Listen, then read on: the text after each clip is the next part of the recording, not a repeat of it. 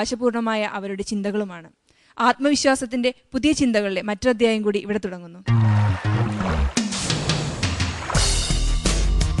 നമ്മുടെ ഇന്നത്തെ വിധികർത്താക്കൾ doctor K P Kannan, doctor R V G Menon, Shrimati Nirmala Sanu George, doctor Latha Bhaskar, കൂടാതെ ഇന്നത്തെ അതിഥി ജൂറി ആകാശവാണി തിരുവനന്തപുരം കേന്ദ്രത്തിന്റെ ഡയറക്ടർ ശ്രീ കെ എ മുരളീധരൻ.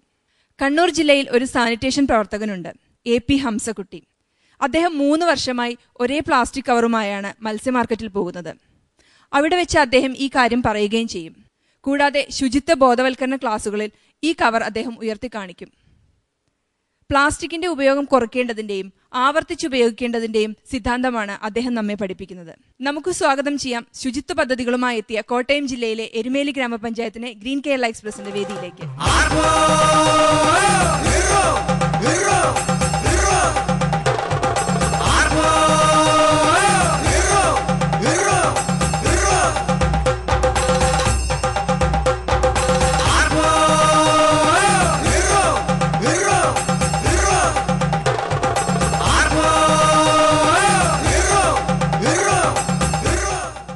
എരുമേലി പഞ്ചായത്തിനെ പ്രതിനിധീകരിച്ച് ഇവിടെ എത്തിയിരിക്കുന്നു president P A Irshad, vice president Jose Madukkakuzhi, വികസനകാര്യ ചെയർമാൻ വി പി സുഗതൻ, മെമ്പർമാരായ അനിത സന്തോഷ്, ഷീബ അഷ്റഫ്.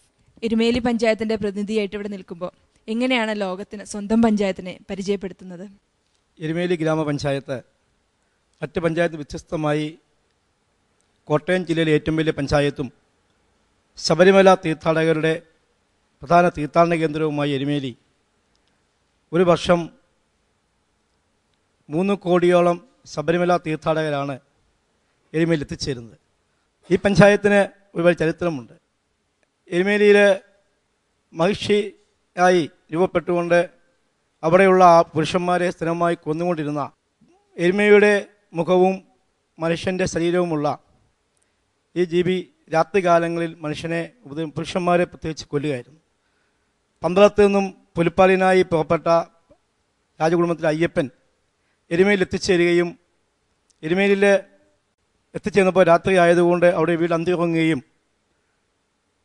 അവിടെ ഉണ്ടായിരുന്ന മുത്തശ്ശി ഇവിടെ പുരുഷന്മാർക്ക് രാത്രി നിൽക്കാൻ കഴിയില്ലെന്നും രാത്രി കൊല്ലും, അതുകൊണ്ട് തൊട്ടടുത്തുള്ള ആറ്റിനക്കരെയാണ് പുരുഷന്മാർ താമസം അറിയിക്കുകയും രാത്രി തന്നെ ആ മഹിഷിയെ അയ്യപ്പൻ നിഗ്രഹിക്കുകയും ചെയ്തു.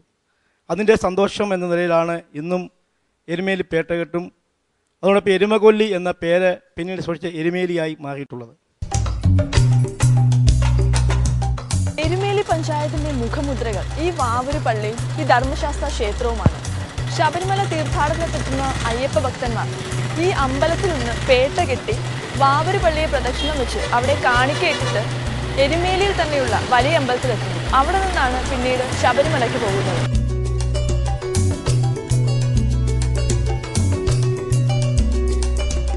ശബരിമലയിലേക്കുള്ള പരമ്പരാഗത കാൽനടപാത ആരംഭിക്കുന്നത് എരുമേലിയിൽ നിന്നാണ്. ആ പാതയിലെ ആദ്യത്തെ ഇടത്താവളമാണ് കാളകെട്ടിയിലെ ഈ ശിവക്ഷേത്രം.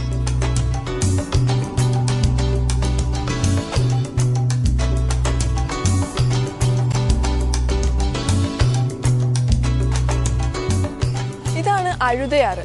അയ്യപ്പന്മാര് ഇവിടെ മുങ്ങി കല്ലെടുത്ത് അത് കല്ലിടാങ്കുന്നിലിട്ടിട്ടാണ് ശബരിമലയിലേക്ക് യാത്ര തുടരുന്നത്. എരുമേലി പഞ്ചായത്തിന്റെ ഒരു അതിരിലൂടെയാണ് ഈ അഴുതയാറ് ഒഴുകുന്നത്. ഈ പഞ്ചായത്ത് നടപ്പിലാക്കി വരുന്ന പദ്ധതികൾ എന്തൊക്കെയാണ്?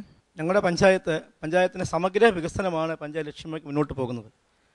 എങ്കിലും എത്തിച്ചേർന്ന അയ്യപ്പ ഭക്തന്മാരുടെ ഉണ്ടാകുന്ന മാലിന്യങ്ങൾ സംസ്കരിക്കുക എന്ന പഞ്ചായത്തിൻ്റെ ഏറ്റവും വലിയ ഒരു പ്രധാന പ്രശ്നം എന്ന നിലയിൽ പഞ്ചായത്ത് ശുചീകരണത്തിനും മാലിന്യ സംസ്കരണത്തിനും ഏറെ പ്രാധാന്യം കൊടുത്തിട്ടുണ്ട്. എരുമേലിയിൽ എത്തിച്ചേരുന്ന അയ്യപ്പ ഭക്തന്മാർക്ക് അവരുടെ പ്രാഥമിക ആവശ്യങ്ങൾ നിർവഹിക്കുവാൻ കഴിഞ്ഞ കുറേ വർഷങ്ങൾക്ക് മുമ്പ് കഴിയുമായിരുന്നില്ല.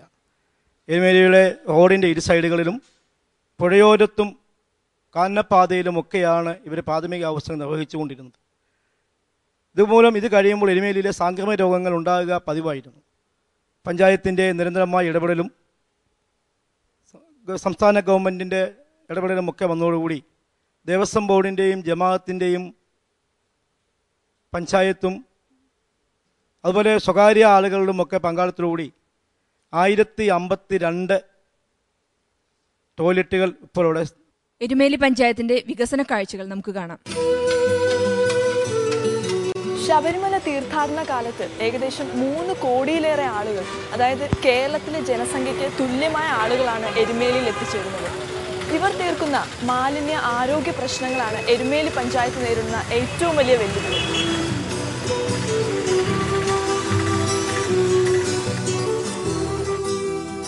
പഞ്ചായത്ത് ഇത്തരം വെല്ലുവിളികളെ നേരിട്ടത് ദേവസ്വം ബോർഡ്, ഫോറസ്റ്റ് ഡിപ്പാർട്ട്മെന്റ്, ജമാഅത്ത് കമ്മിറ്റി തുടങ്ങി വിവിധ ഏജൻസികളുടെ പ്രവർത്തനത്തെ ഏകോപിപ്പിച്ചുകൊണ്ടാണ്.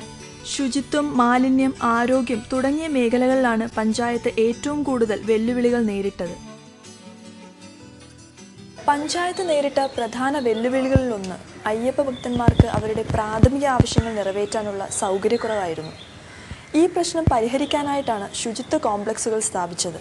ഇത്തരത്തിൽ 4 ശുചിത്വ കോംപ്ലക്സുകൾ പഞ്ചായത്ത് പണിത് നൽകിയിട്ടുണ്ട്. പഞ്ചായത്ത് നേരിട്ട് നിർമ്മിച്ച കക്കൂസുകൾ കൂടാതെ വിവിധ ഏജൻസികളും സ്വകാര്യ വ്യക്തികളും തീർത്ത 2000-ഓളം കക്കൂസുകൾ പഞ്ചായത്തിലുണ്ട്. കാനനപാതയിലൂടെ വരുന്ന അയ്യപ്പന്മാർക്ക് പ്രാഥമിക കൃത്യങ്ങൾ നിർവഹിക്കാനുള്ള സൗകര്യങ്ങൾ പഞ്ചായത്ത് ഓരോ ഇടത്താവളത്തിലും ഒരുക്കിയിട്ടുണ്ട്.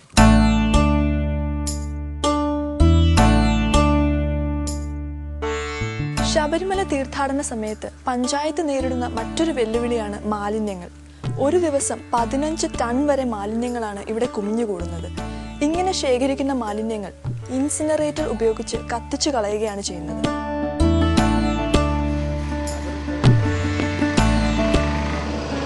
ശബരിമല തീർത്ഥാടന കാലത്ത് മാലിന്യ ശേഖരണത്തിന് വേണ്ടി രൂപീകരിച്ച വിശുദ്ധി സേനയിലെ 100ഓളം തൊഴിലാളികൾ ഒരേ സമയം ജോലി ചെയ്യേണ്ടി വരും.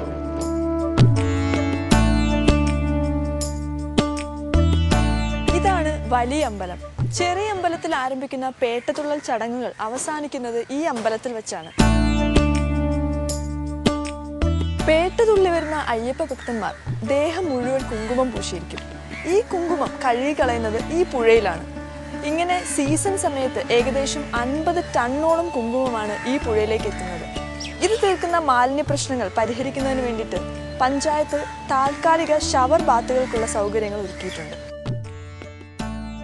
ഷവർ ബാത്തിന് ഉപയോഗിക്കുന്ന വെള്ളം നേരിട്ട് തോട്ടിലേക്ക് ഒഴുക്കിക്കളയാതെ വാട്ടർ ട്രീറ്റ്മെന്റ് പ്ലാന്റിൽ എത്തിക്കുന്നു.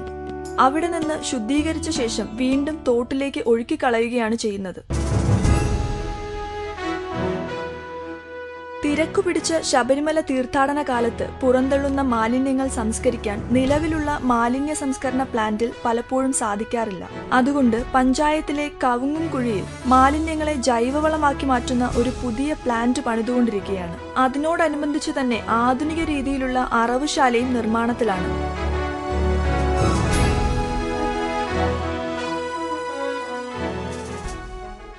ഈ 3 കോടിയോളം ഭക്തജനങ്ങൾ കടന്നു പോകുന്ന ഒരു പഞ്ചായത്ത് എന്നുള്ള നിലയ്ക്ക് തന്നെ ഇപ്പോൾ ശുചിത്വമാണ് നിങ്ങളുടെ പ്രധാനപ്പെട്ട ഒരു പ്രവർത്തന മേഖല. അതിൽ അത്ഭുതപ്പെടാനില്ല. അതില്ലെങ്കിൽ വലിയ ബുദ്ധിമുട്ടായിരിക്കും അവിടെ.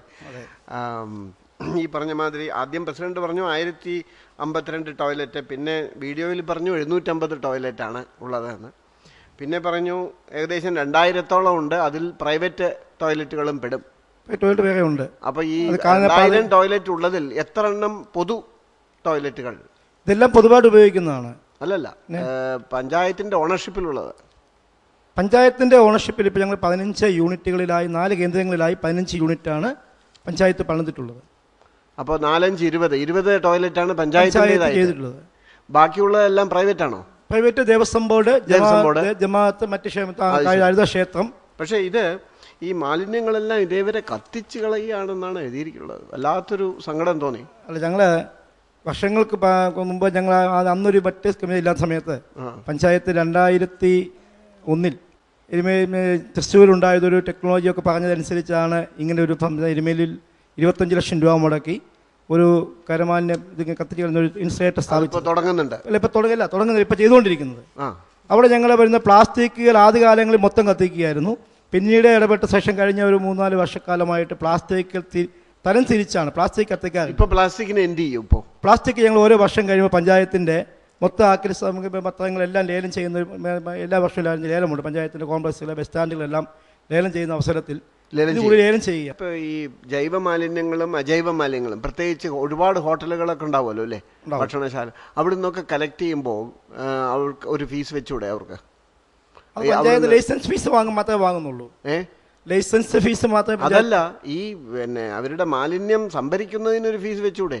ഇവിടെയൊക്കെ ഞങ്ങൾ വീടുകളിൽ വന്ന് കുടുംബശ്രീക്കാർ വന്ന് വാങ്ങുമ്പോൾ ഒരു ദിവസം 1 രൂപ നിരക്കിൽ മാസം 30 രൂപ കൊടുക്കും.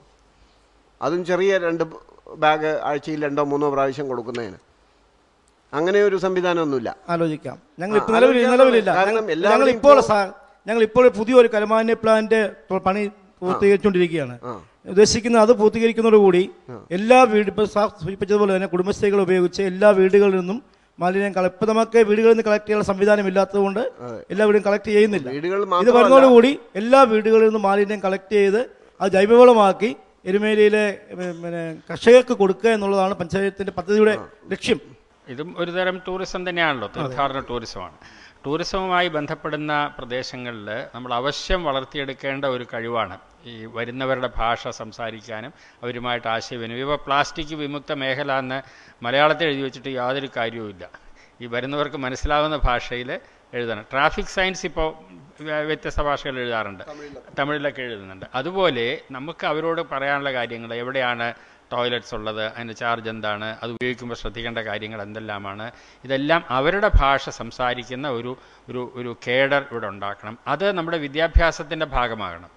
ഈ മാലിന്യം കൈകാര്യം ചെയ്യുന്ന ആളുകൾ ഈ കയ്യുറയോ ബൂട്ട്സോ ഒന്നും ഇടുന്നതായിട്ട് കണ്ടില്ല. അല്ല, ഇത് കണ്ടത് അപ്പൊ 100 തൊഴിലാളികൾ ഇത് കാണിക്കാൻ കഴിഞ്ഞില്ല. ശബരിമല അല്ലാത്ത സമയത്ത് എടുത്ത ഒരു അല്ലാത്ത സമയത്തും അത് ശബരിമല ആ സമയങ്ങളിൽ 100 തൊഴിലാളികൾ സിനിമ ഉപയോഗിക്കുമ്പോൾ അവര് ആരോഗ്യവകുപ്പിന് മാത്രമല്ല, ഇത് നിങ്ങളുടെ ആളുകൾ, നിങ്ങളുടെ സ്റ്റാഫാണ് അല്ലേ ഈ കൈകാര്യം ചെയ്യുക. അവർക്കും ഇതൊക്കെ കൊടുക്കണം കേട്ടോ. അതുപോലെ യാതൊരു കാരണവശാലും ഇൻസിനറേറ്റ് ചെയ്യാൻ പാടില്ല. മുനിസിപ്പൽ വേസ്റ്റ് അത് പ്ലാസ്റ്റിക് ആയാലും അല്ലെങ്കിലും ഇൻസിനറേറ്റ് ചെയ്യാൻ പാടില്ല എന്നാണ് സുപ്രീം കോടതിയുടെ വിധി. ഇത്തരം പലവിധ അവസരങ്ങൾ ഉള്ളത് കൊണ്ടാകാം നിങ്ങൾക്ക് NREGS ആളുകളെ കിട്ടുന്നില്ല എന്ന് തോന്നുന്നു അല്ലേ? NREGS പ്രധാന പ്രശ്നം അത് മാത്രമല്ല, അവിടെ ഇപ്പം 300 രൂപയുടെ മുകളിൽ തൊഴിലാളികൾക്ക് പൈസ കിട്ടുന്നുണ്ട്. എസ്റ്റേറ്റ് മേഖലയാണ്. തൊഴിൽ ആവശ്യപ്പെടുന്നവരുടെ എണ്ണം ഇത്ര കുറയാൻ കാരണം എന്താണ്? അത് എനിക്കൊരു സംശയമുണ്ട്, അത് ചോദിക്കാം, അത് തെറ്റാണെങ്കിൽ തിരുത്തണം. ഈ ആവശ്യപ്പെടുന്നത് നമ്മൾ റെക്കോർഡ് ചെയ്യുന്നില്ല. നമ്മൾ തൊഴിൽ കൊടുക്കുമ്പോഴാണ് ആവശ്യപ്പെട്ടത്, കൊടുത്തത്, ചെയ്തത് എന്ന 3 എൻട്രിയും ഒന്നിച്ച് ചെയ്യുന്ന ഒരു രീതി പല പഞ്ചായത്തുകളിലും ഉണ്ട്. പിന്നെ പ്രശ്നം എന്താണെന്ന് വെച്ചാൽ അവർ ആവശ്യപ്പെട്ടിട്ട് നമ്മൾ തൊഴിൽ കൊടുത്തില്ലെങ്കിൽ പഞ്ചായത്തിൻ്റെ കയ്യിൽ നിന്ന് കൊടുക്കേണ്ടി വരും അവരുടെ കൂലി. അത് ഒഴിവാക്കാനായിട്ട് ഈ റെക്കോർഡ് ചെയ്യുന്നവർ ഇങ്ങനെ ഒരു വിദ്യ പ്രയോഗിക്കാറുണ്ട്. എരുമേലിയിലും ആ വിദ്യ അറിയാമോ? ഇല്ല, ആവശ്യപ്പെട്ട് വരുന്നവർക്കെല്ലാം കൊടുക്കുന്നുണ്ട്. അതെ, അതിൽ ഒരു യുക്തിരാഹിത്യം ഉണ്ട്. ഇപ്പോൾ നിങ്ങൾക്ക് മാസ്റ്റർ പ്ലാൻ വന്നു കഴിഞ്ഞാൽ കൂടുതൽ കൊടുക്കാൻ കഴിയും എന്ന് പറയുന്നു. മാസ്റ്റർ പ്ലാൻ വന്നാൽ എങ്ങനെയാണ് കൊടുക്കുന്നത്? ആവശ്യപ്പെട്ടാലേ കൊടുക്കാൻ പറ്റുള്ളൂ. അപ്പോൾ കഴിഞ്ഞ കൊല്ലം കുറഞ്ഞു പോയത് ആവശ്യപ്പെടാത്തത് കൊണ്ടാണ്. ആവശ്യപ്പെടാത്തത് 2 കാരണങ്ങളുണ്ടാകാം. ഒന്നുകിൽ ഇതിനേക്കാൾ കൂടുതൽ കൂലി കിട്ടുന്ന മറ്റൊരുപാട് പണിയുണ്ട്, അതുകൊണ്ട് അവർ വരുന്നില്ല, അതിൽ കുഴപ്പമില്ല. മറ്റൊന്ന്, അവരാവശ്യപ്പെട്ടാലും നമ്മൾ എഴുതുന്നില്ല. റെക്കോർഡ് ചെയ്ത് റെസീറ്റ് കൊടുക്കാറുണ്ടോ?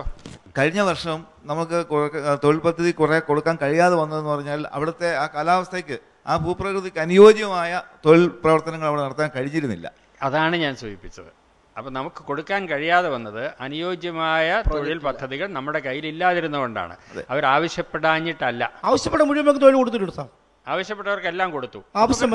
ഞങ്ങൾ എല്ലാ ഗ്രാമസഭകളിലും തൊഴിൽ ആവശ്യപ്പെടണം എന്ന് തന്നെ അറിയിച്ചിട്ടുണ്ട്.